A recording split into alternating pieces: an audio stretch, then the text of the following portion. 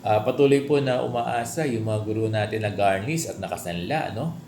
Yung panawagan nila kay DepEd Secretary Sani Angara na kung po pwede po ay itong mid-year bonus nila ay makuha na lamang nila ng over-the-counter or ibigay sa kanila ng cash ng mga ADAS or ng mga disbursing officer ng division office.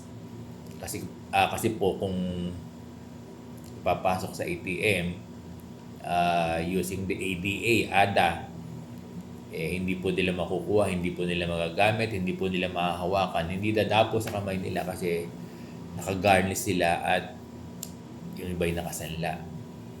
So, ito lang po yung inaasahan nila na kahit paano ay makasurvive ng panandalian. Kaya inaasahan nila yung magiging direktiba ng ating DepEd Secretary na po pwedeng ma-implement ng mga school at ng division office.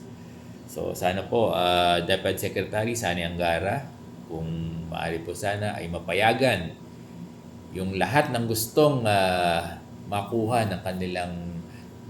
ng over the counter yung kanilang mid-year bonus na darating this May 15.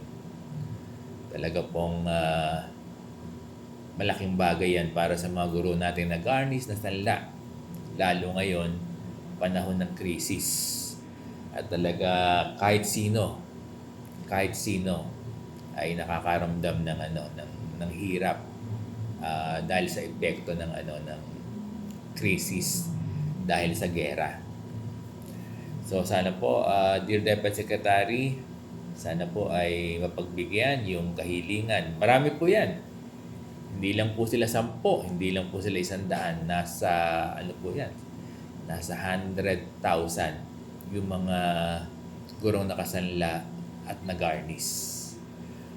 Kaya sana po Dear DepEd Secretary Sani Angara, sana po ay mapayagan sila na ma-over the counter na lang yung mid-year bonus.